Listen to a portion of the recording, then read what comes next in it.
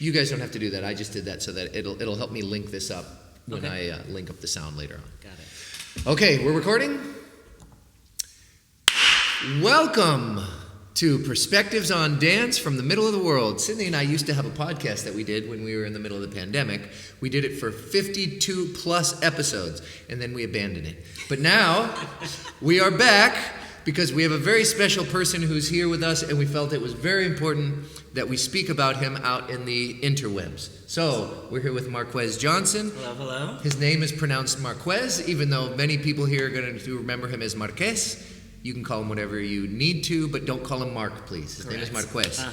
So, Marquez, can you tell us a little about yourself? Yeah, absolutely. Thank you all so much for inviting me here. As mentioned, my name is Marquez Johnson. I'm hailing from Arizona in the United States. And I am I like to call myself an athletic dancer, choreographer, influenced a lot by the music choices that I have. I come from a sports background as well, basketball and track, so I love cardio. My classes are full out. We do lots of things within that hour and a half.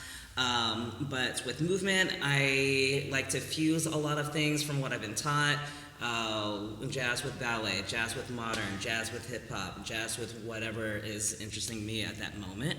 And then choreographically, it's the same thing with music, where I am influenced a lot, mostly by EDM, electronic music, or anything that just has these interesting nuances with the instrumentation of it all. But yeah, that's me in a nutshell in terms of who I am and how I like to teach and choreograph. So yeah, and I'm really interested to have a little bit, or to give people a little bit of taste of that while here. We have always loved your dance language, your way of moving, and that's why you're here in Guayaquil. You've been giving class with the company that we work with, which is called Innovant Dance Company. Mm-hmm. All of the dancers have loved having you there. Can you tell us, how you came to be here in Ecuador, how we've worked that all out? Yeah. So it was mostly the two of y'all and just the conversations that we had on how can we get me here and whatnot. So it took a little bit, but I finally just said, all right, let me just apply for a grant to get me out here, and then we'll be able to get the details from there. As long as I had that plane ticket, then I think at least that it would be fine. We've been working on getting you out here for a long time. Yeah, and now it's finally least 2 years. Yeah, at and least. Finally now that it's happening, it's going to be so awesome to see your choreography. Yeah. Do you remember how we met? I do, and I want to know what you all remember. So to see if we because we haven't been talking about this, and it was for a dance show with a Tucson company called Artifact Dance Project. Yeah. But I don't remember exactly, I remember that I was, they called me to be part of this company, to be on a show, but I don't remember the show very well. Can you tell us about that? Also, if I can remember that, but I just know... It was the Warehouse show. Warehouse, yes, thank you.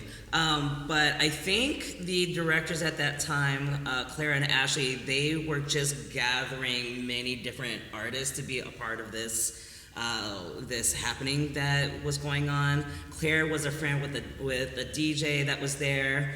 And I just remember the promo that we did for that, and I think it was before the promo. Men, women. And we were coming through from the wall and just kind of walking forward, and had these little tracks and clip videos of us going through. But it was just. I'm skipping around, but I just remember this whole little drumming thing that we all did. This little drum going out and around. Yeah. And that was our motif the whole time. But yeah, I think they just asked a lot of people who was available at that time to come through together. I think we put the show together in what? It was just a couple weeks, yeah, maybe a couple weeks. Wait, but 2 or 3 I don't weeks. remember, was this the first Artifact show, or? No. They'd been around for a while, but it was our first show. Oh, And I think, was that mine? I think I did an earlier project with them. But yeah, I think this is the first one that I met you all at.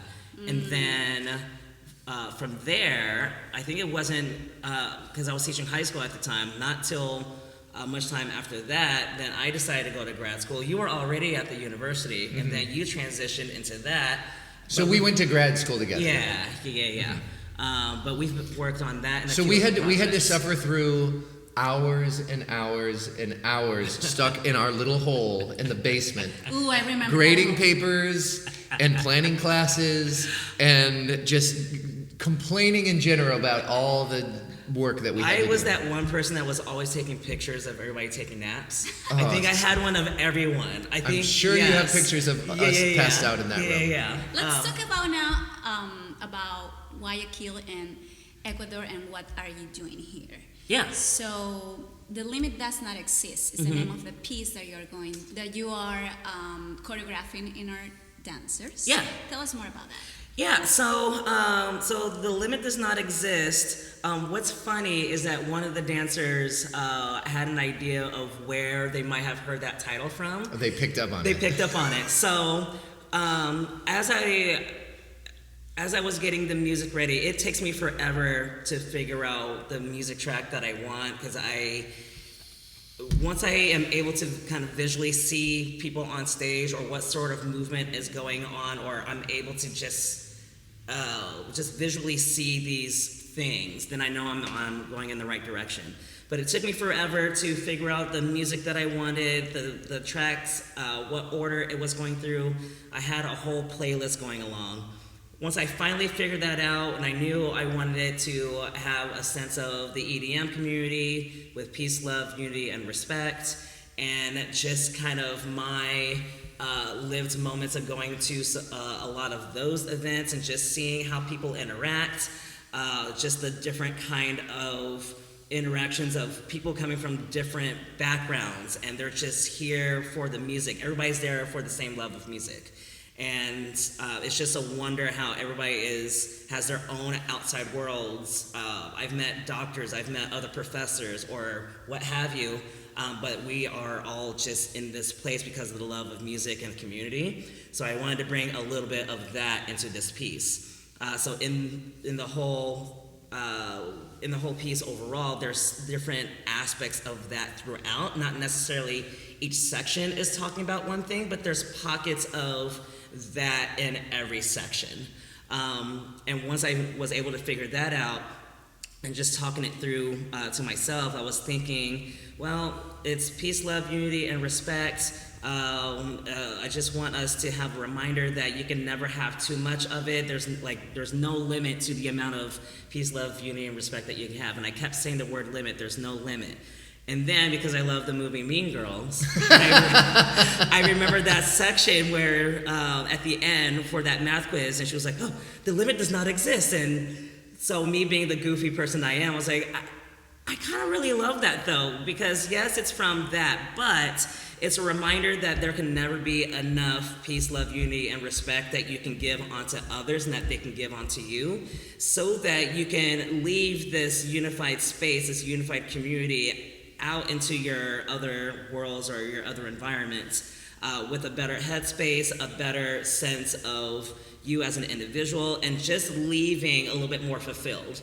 And so I wanted to use this opportunity of me coming into a new community and sharing my aspect of that throughout my teaching in this choreography, so that hopefully those dancers can get a sense of who I am as an individual through that movement and that choreography, and hopefully they can take that for themselves if they go out and teach, or if they're moving or going into other choreography, and just adding a little bit more of that bright sense that they can share to everyone. So, beautiful. That's beautiful. And how's it been working with the dancers here? Great.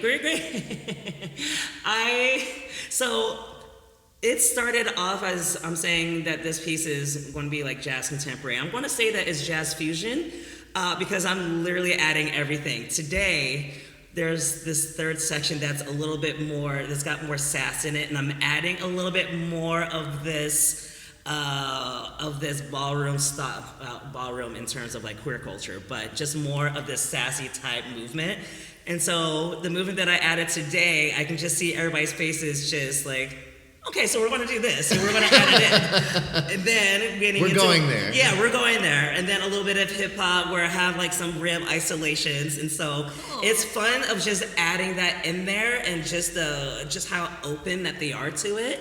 And that is the aspect of that EDM plur community that I wanted to bring. And hopefully instill in them that even coming across new movement ideas or things that you might not be accustomed to, if you're around people that are in that same element, but we're open to it and we're helping each other out, then there's no limit. The limit does not exist. The limit does not exist. Let's say it together. The limit does not exist. Yeah, there's the possibilities are endless. Yeah, and that piece is going to be part of a whole show that is called Al caer la tarde. How do you say that in English? As the afternoon falls. It's going to be performed on Saturday, August 15 and Sunday, August 16 at 6 p.m. There's a lot of Yeah, at 6 p.m. at Puerto Santa Ana, near the, how do you call that building? The Spiral Building. The Spiral Building. Yeah, and let's invite them all to come, or you invite them all to come. Yes. So I was able to take a look at the space, and I'm so excited that it's outside and just being able. I'm really looking forward to just the random people that weren't even going to go, and if they hear the music and having that. Influence them to come and check it out. But yes, I would encourage you all to come on August 15th and 16th to Puerto Santa Ana. Yes. At 6 p.m., see the dancers, see them do all of my styles within jazz fusion, but then also make sure that you come and watch them in Amaya's piece as well that is going to be in this concert as well. There's a little bit of everything for everyone. So. I was just going to say Amaya is also contributing to the show. Next episode with Amaya Mia. Thank you so much for giving us your time and for being here and working with the company. We're having a wonderful time. Absolutely. All the dancers are having a great time. And we're excited to have you here. So thank you so much. I'm very excited. Thank you all so very much. Muchas gracias para todos.